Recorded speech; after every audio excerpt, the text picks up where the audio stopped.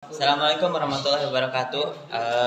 Abi sareng rerencang anti kelompok 2 bade ngajelaskeun tentang pakaian adat Sunda. Pakaian adat Sundanya eta baju tradisional anu dianggo kurang Sunda nalika aya acara atanapi kasenian anu patalina sareng adat Sunda. Nama seueur pisan rupina acuk adat Sunda teh mung dina kesempatan ieu abi sareng rerencangan bade ngajelaskeun hiji pakaian adat Sunda nyaeta kebaya. Kecap kebaya asalna tina bahasa Arab. Abaya anu artina pakaian. Tapi versi sejen nyebutkeun asalna tina kecap, kebiak atawa embayak. Tina masyarakat Jawa. Aya pamadegan anu nyebutkeun yen kebaya asalna ti Cina. Saterusna sumebar ka Malaka, Jawa, Bali, Sumatera, jeung Sulawesi. Sanggeus akulturasi anu lumangsung ratusan tahun, pakaian ieu ditarima ku budaya jeung norma lokal.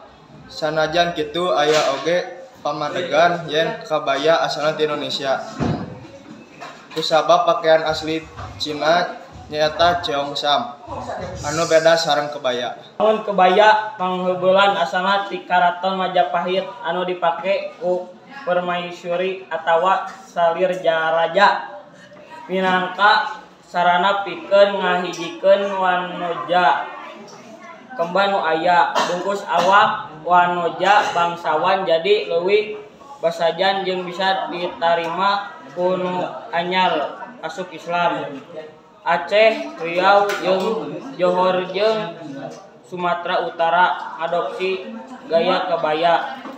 Jawa minangka sarana pikeun ngebrehkeun status sosial jeung pengawasa Jawa anu leuwih alus atawa alus. Kan kabaya salaku pakaian khusus kacatet ti Portugal nalika badarat di Jawa anu aya kawirik kacatet ku Thomas Sandford Bigley Raffles dina tahun 1817.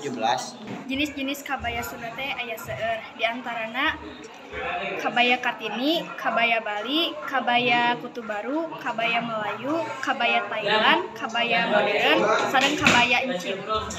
Fungsi kabaya salian ti miboga fungsi estetik, kabaya oge miboga fungsi sosial minangkara pangajaran pikeun awewe. Sangkan dangrana rapi, luyu jeung salawasna ngajaga kahormatan setiawan. Pakaian kabaya ayeuna loba dipake pikeun ngadatangan acara-acara resmi.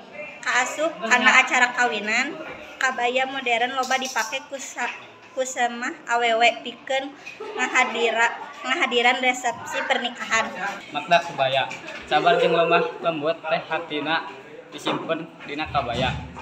Amun ditilik-tilik potongan kabaya sok nuturkeun bangun awak.